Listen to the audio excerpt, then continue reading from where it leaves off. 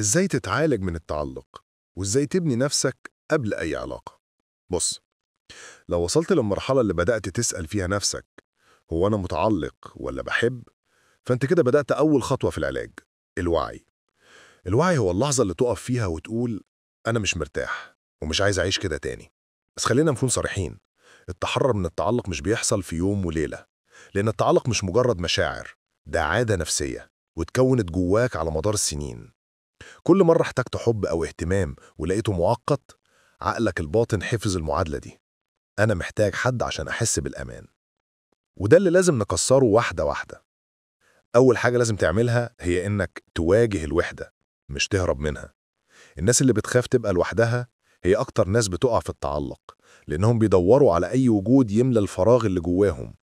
لكن الحقيقة إنك مش هتعرف تحب صح غير لما تتعلم تكون مرتاح مع نفسك الأول. جرب تبقى مع نفسك يومين من غير ما تعتمد على حد. اخرج لوحدك، اسمع مزيكا، اكتب اللي جواك. هات ورقة واكتب ايه اللي بيديني احساس بالامان من غير الناس. لما تبدأ تجاوب على السؤال ده هتبدأ تفهم انك تقدر تكون سند لنفسك. تاني خطوة، اقطع الحلقة اللي بتغذي التعلق. يعني ايه؟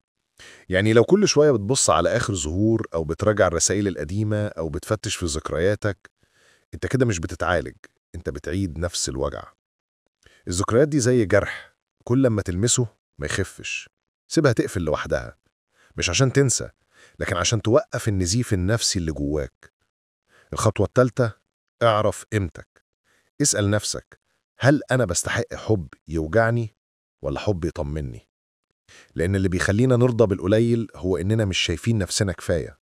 بس الحقيقة أنت كفاية جدا. أنت مش محتاج تبقى كامل عشان تتحب، أنت محتاج تكون صادق مع نفسك. اللي هيحبك بجد مش هيحبك عشان شكل أو تصرف، هيحبك عشان روحك اللي بتطمنه. الخطوة الرابعة، اشتغل على نفسك مش على العلاقة. يعني بدل ما تسأل إزاي أخليه يحبني أكتر، اسأل إزاي أكون نسخة أهدى وأوعى من نفسي. كل ما تنضج كل ما علاقاتك هتبقى أنضج من غير ما تبذل مجهود. الناس اللي عندها وعي بتنجذب لبعض تلقائي. والخطوة الأخيرة، اقبل فكرة إنك ممكن تتوجع بس مش هتتكسر. الوجع جزء من النضج، وكل مرة بتتوجع وبتفهم بتتعافى أكتر. الفرق بينك وبين النسخة القديمة منك إن القديمة كانت بتتعلق عشان تخاف تتوجع، لكن الجديدة بتفهم إن الوجع مش نهاية، ده بداية جديدة فيها وعي وقوة وحب حقيقي لنفسك. قبل ما تحب أي حد، اتعلم تكون الشخص اللي تطمنه مش اللي يخوفه. اتعلم تكون الأمان اللي كنت بتدور عليه.